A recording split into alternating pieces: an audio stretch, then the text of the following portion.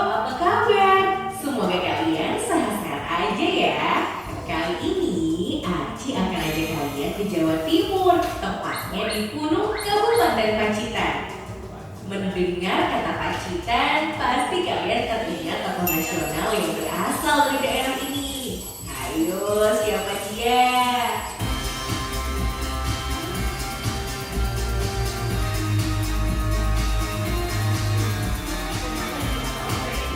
Pacitan adalah sebuah kabupaten yang sebagian besar wilayahnya berupa perbukitan batu cadas atau gamping yang dikenal dengan istilah Gunung Sewu. Ada banyak sekali goa pada bukit batu cadas di Pacitan, sampai-sampai dijuluki kota 1001 goa.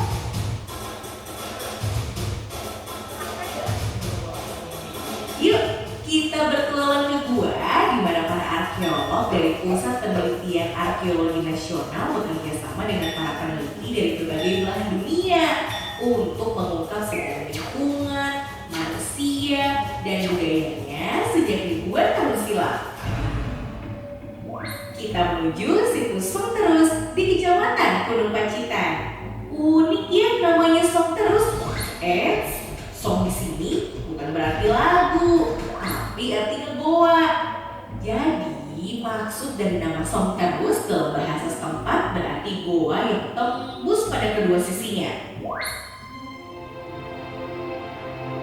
Bentuk gua ini menyerupai lorong dengan panjang mencapai 70 meter dan lebar 15 meter. Ukuran yang cukup luas untuk sebuah gua. 5 bus besar bisa diparkir berjejer di dalam gua ini.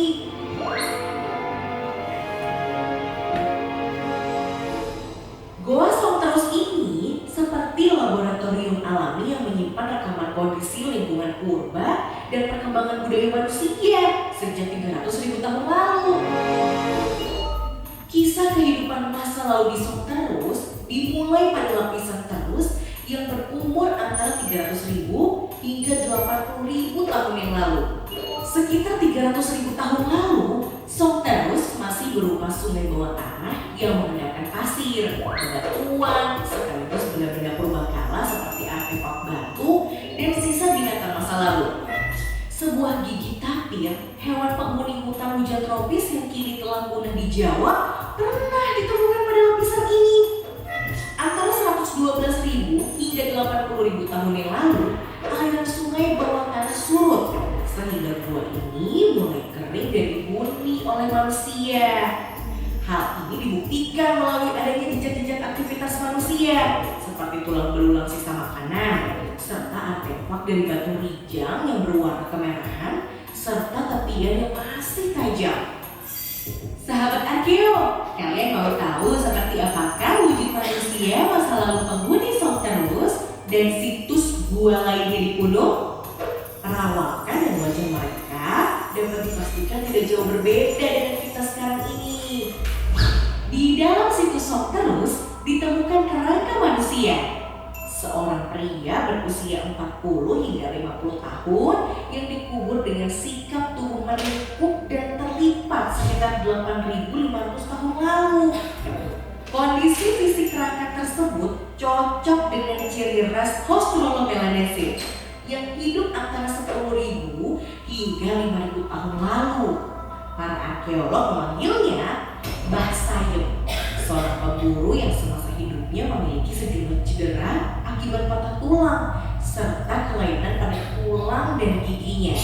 Manusia yang dikubur di situs Song Terus itu sedikit berbeda dengan populasi manusia yang hidup menghuni di bagian barat Nusantara sekarang. Jadi manusia yang hidup di Song Terus ini adalah keturunan yang diturunkan oleh manusia modern yang pertama masuk ke kepulauan Nusantara ketika air laut menurun dan pulau-pulau yang ada di bagian barat Nusantara itu bergabung menjadi satu, sehingga ada memungkinkan migrasi manusia dari benua Asia masuk ke kepulauan Nusantara yang saat itu tergabung dengan daratan Asia yang ada di utara kita.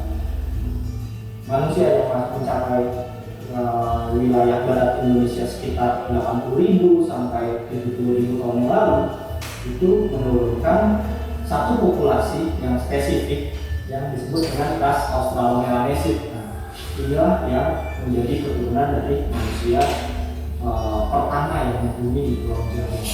Setelah itu, antara 4.000 hingga 3.000 tahun yang lalu, muncul populasi lain yang menggantikan Australomelanesid. Mereka adalah ras Mongolid, pendatang baru yang memasuki Nusantara dengan berlayar mengarungi laut lepas. Ciri-ciri ras Mongolid di Pulau terlihat pada rangka manusia dari situs Sokoplan. Ia adalah seorang wanita yang meninggal saat berusia 40 tahun. Wanita ini dikubur sekitar 3.000 tahun yang lalu. Berbeda dengan masa sebelumnya, wanita ini dikubur dengan sikap tubuh terletak. Ciri-ciri ras Mongolid tampak pada bentuk tengkorak yang membundar dengan dahi dan wajah yang tegak jika dilihat dari samping. Jika dibandingkan dengan ras Australomelanesid, tulang belulang ras Mongolid lebih ringkih dengan ukuran gigi geligi yang lebih kecil. Saat ini, sejumlah ciri fisik dari ras Australomelanesid dan Mongolid pun masih terlihat jelas di antara penduduk Indonesia.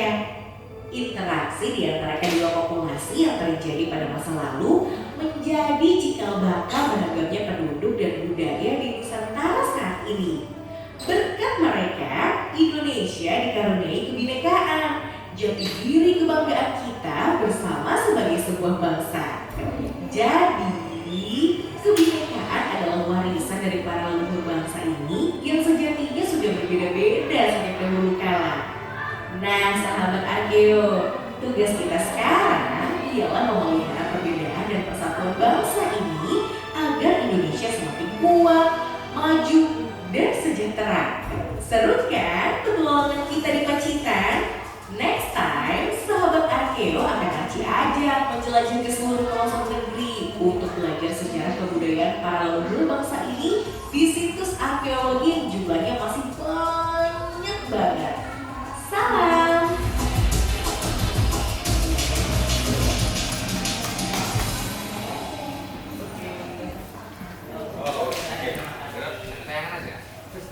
Sudah selesai.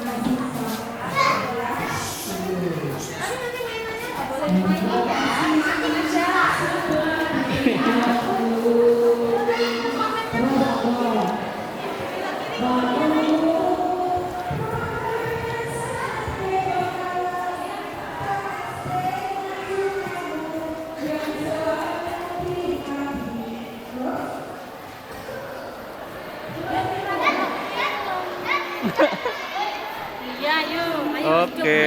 Yang mentari, ayo. Yang mentari. Dadah.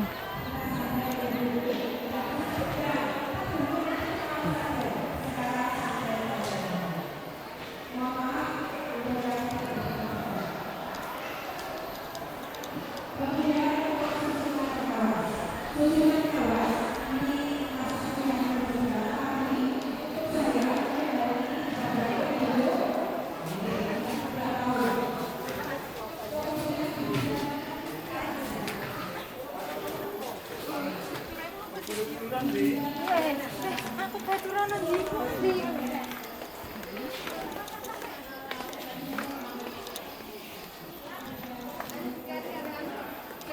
Kuncinya emang gak bawa, Pak? Kunci. Oh iya.